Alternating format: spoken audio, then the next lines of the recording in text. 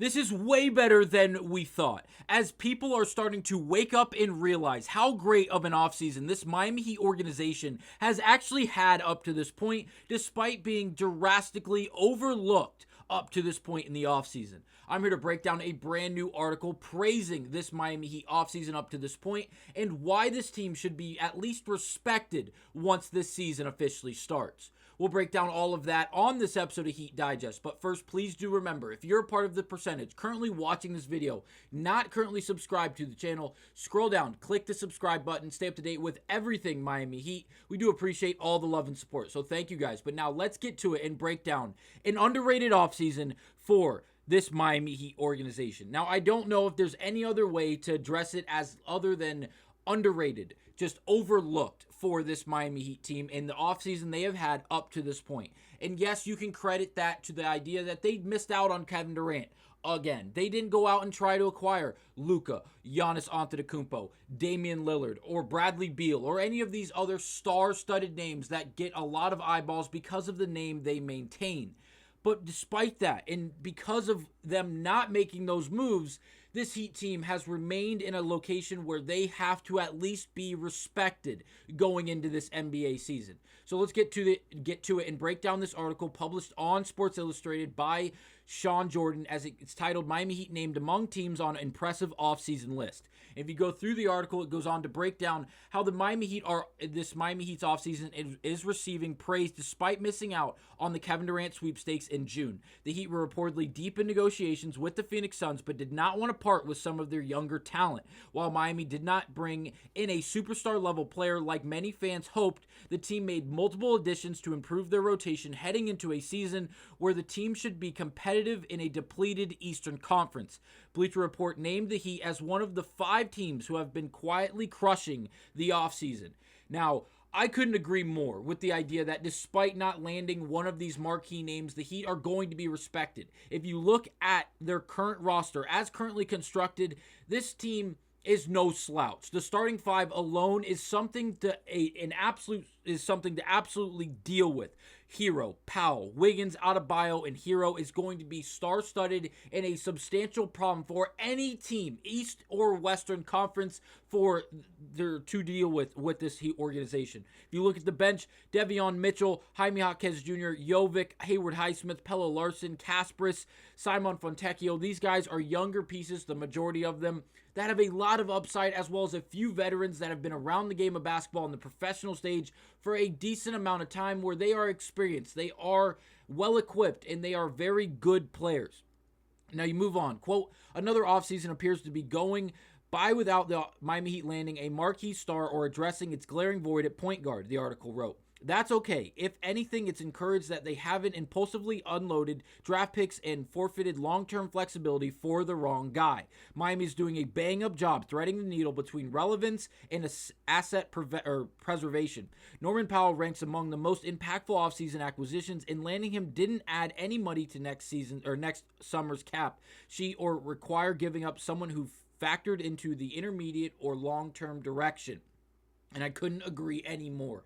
Obviously, if they wanted Durant, they were going to have to give up players like Kelal Ware, Jaime Jaquez Jr., Jovic, Pelle Larsson, even draft compensation, as we all know. And if they would have done that, yes, they would have had Durant, an aging veteran, but they would have gotten rid of a bunch of key role players, a bunch of key bench players that Miami is going to use in the years going forward, as they're all extremely young. Their contract situations are extremely affordable for this Heat team, and it's just very surprising that teams are overlooking this roster as currently constructed.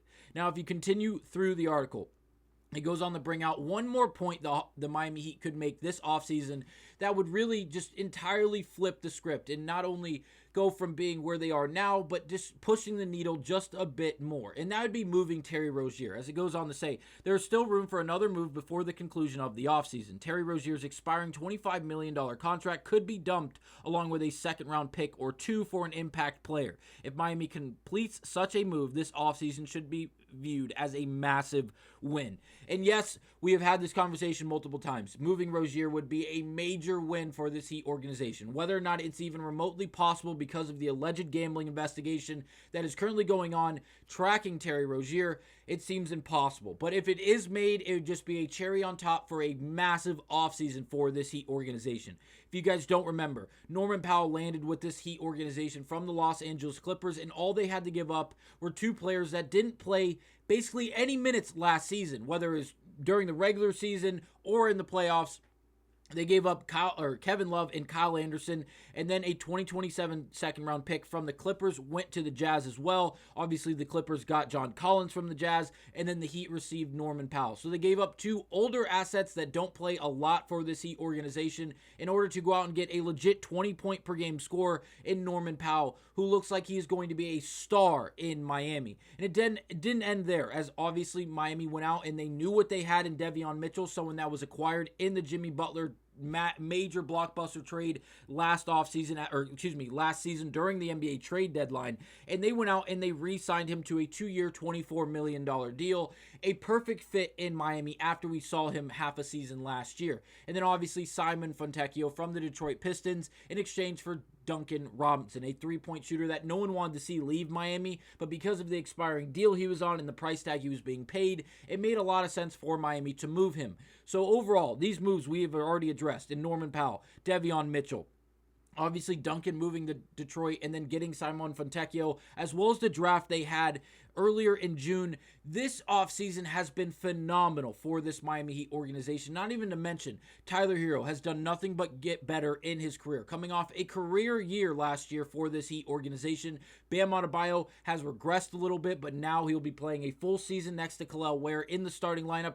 We could see that unlock not only Bam, but as well as Kel'el Ware, as there's a lot of hope and optimism in that young man's game as well. Overall, this Heat organization and this Heat offseason specifically should not be overlooked. They are in a very, very good spot. If you look at the contract breakdowns for the up-and-coming years, despite getting Norman Powell, despite getting Fontecchio, they did not add a whole lot of money outside of this up-and-coming season. If you look at the 2026-2027 season, they only have 4 players under legitimate contracts. They have 3 players under rookie deals. That'd be Jaquez, Ware, and Larson. And then you have Bam and Hero taken care of until the years following. But then you have Wiggins on an expiring deal next year, and then obviously the rookie deals we just mentioned. They have a lot of cap room, not only following this season, but the years after that, despite having a great collection of talent this season.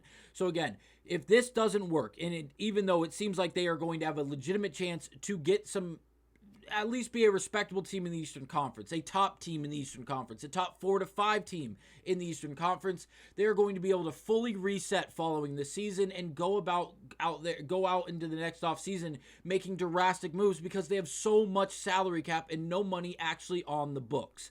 I can't wait to see how this all plays out. Let me know down below what your overall expectations are for this Miami Heat organization, and I will see you guys on the next episode of Heat Digest. Thank you guys for watching.